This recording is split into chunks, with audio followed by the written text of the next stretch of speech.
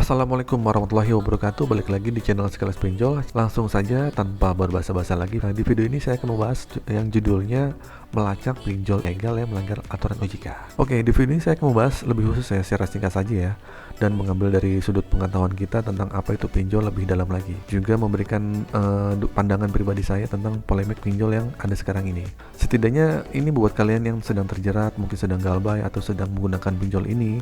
Jadi bukan hanya sekedar pinjol-pinjol aja, tapi secara knowledge atau secara pengetahuan kita sedikit lebih tahu ya apa itu pinjaman online. Jadi bisa sedikit tercerahkan. Jadi gini, adanya permasalahan terkait perusahaan fintech atau peer-to-peer lending ini, atau yang lebih dikenal dengan perusahaan pinjol, belakang ini menjadi keresahan masyarakat nih yang menjadi perhatian. Nah, disebabkan oleh mekanisme pemberian pinjaman yang proses penagihannya tuh yang berantakan, nggak legal atau legal ya sama aja gitu. Setuju dong. Nih yang saya baca nih di portal berita online ini semenjak awal tahun 2019, OJK itu sebenarnya sudah menerima aduan dari masyarakat lebih dari 19.000. 9.000-nya itu pelanggaran berat, sisanya itu 10.000 itu pelanggaran ringan terkait masalah pinjaman online ini. Nah, itu apa aja sih aduannya? Oke, aduannya itu biasanya karena pencairan tanpa persetujuan pemohonan, tiba-tiba kita ditransfer, terus akhirnya tiba-tiba kita ditagih gitu. Terus ancaman penyebaran data, teror dan intimidasi, penagihan dengan kata-kata kasar, pelecehan seksual, bahkan yang terakhir ini ada ancaman pembunuhan. Nah, karena banyak pengaduan ini, akhirnya Satgas Waspada Investasi atau disebut dengan SWI, ini lagi getol-getol nih memberantas perusahaan-perusahaan pinjol ilegal. Jadi ingat ya, bukan OJK tapi SWI yang bergerak. OJK itu hanya mengawasi dan membuat regulasi. Nah, terus peran OJK itu apa? Dalam hal ini, OJK cuma memperketat dan mengatur perizinan daftar izin perusahaan fintech peer-to-peer lending itu. Jadi hanya sekedar mengatur atau mengatur pengizinan atau pendaftaran izin perusahaan peer-to-peer lending itu atau perusahaan pinjol. Tapi upaya pemberantasan perusahaan pinjol ilegal tersebut faktanya tidak cukup dong untuk mengurangi polemik. Mati satu, tumbuh seribu. Oke, sebelum membahas lebih jauh lagi mengenai permasalahan hukum dan aturannya, faktanya sampai saat ini belum ada undang-undang yang khusus mengatur perihal perusahaan fintech. Nah, satu-satunya peraturan yang mengatur perihal perusahaan fintech ini adalah peraturan OJK nomor 77 garis miring POJK nomor 1 garis miring 2016 tentang layanan pinjaman meminjam berbasis teknologi. Di aturan tersebut isinya, perusahaan penyelenggaraan layanan pinjam meminjam berbasis teknologi wajib didaftarkan mendapatkan izin dari OJK.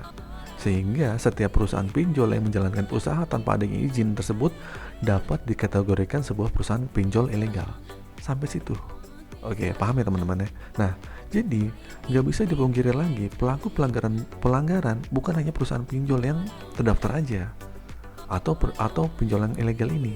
Nah, perusahaan pinjol yang terdaftar pun yang legal ini pun rawan dengan pelanggaran, khususnya untuk penggunaan DC, debt collector, penagih-penagihan. Ini yang jadi garis bawah ya, ini jadi sorotan kita ya, pelanggaran yang dilakukan saat penagihan. Apakah pinjol legal melakukan pelanggaran OJK? Ya jelas, banyak banget. Pinjol mana aja bang? Kayaknya hampir semua deh. Dari 120 pinjol yang terdaftar, pasti pernah melakukan pelanggaran. Apakah ditindak sama OJK? Cuma diaduin aja. Apakah pinjolnya tutup? Enggak juga kok. Paling cuma mereka coba, akhirnya ya udahlah gitu. Sejauh peraturan OJK ini, belum ada yang mengatur pengawasan dan kontrol terhadap perusahaan pinjol dalam penguasaan pihak ketiga nih. Maksudnya dalam peraturan ini tuh nggak ada yang mengatur tentang masalah penagihan jasa pihak ketiga. Itu ya. Jadi yang dipastikan hal ini akan menimbulkan rawan pelanggaran. Apalagi jasa penagihan pihak ketiga itu sebenarnya mereka mengancam kekerasan. Wah, banyak kesalahannya deh. Jadi yang kita tahu peraturan OJK saat ini hanya cenderung fokus kepada keamanan dari sisi investor dan kewajiban pelapor transaksi. Itu faktanya. Tapi sebaliknya, perlindungan dari sisi konsumen ini minim. Nggak ada malah. Sampai situ ya, paham ya teman-teman ya. Jadi kesimpulannya, berdasarkan pemahaman di atas, ada 3 hal yang perlu mendapat perhatian dari pemerintah yang terkait masalah pelanggaran penagihan pinjaman online ini. Yang pertama, permasalahan penertiban atau penindakan DC ini. Yaitu harus ada pemberian edukasi orang DC-DC ini, regulasi, sertifikasi, proses penagihan seperti apa. Ini harus ada nih. Itu dari DC-nya sendiri. Itu urgent loh. Dan kedua, permasalahan kerahasiaan data pribadi. Nah, dengan banyaknya kasus penggunaan data pribadi, konsumen tanpa izin, penyebaran data. Nah, ini perlu nih ada undang-undang perlindungan data pribadi yang harus diprioritaskan untuk segera diundang-undangkan. Yang ketiga nih, yang terakhir, perihal keamanan cyber. Nah, beberapa kasus berawal dari pencurian data nih.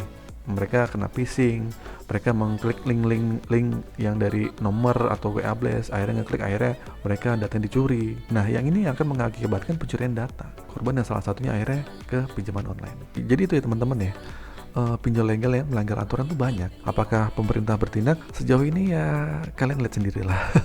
Jadi itu saja ya teman-teman, semoga info ini bermanfaat. Semoga pemerintah juga benar-benar serius mengawasi untuk segera memperbaiki deh cara-cara penagihan untuk lebih baik lagi. Untuk kalian yang sedang terlilit pinjaman online, jangan kalian lupa tutup lubang ya. Jangan lupa dukung terus channel ini dengan di subscribe, like, komen. Kalau kalian ada pertanyaan boleh komen. Terima kasih, sehat selalu untuk kalian semua. Akhir kata, assalamualaikum warahmatullahi wabarakatuh.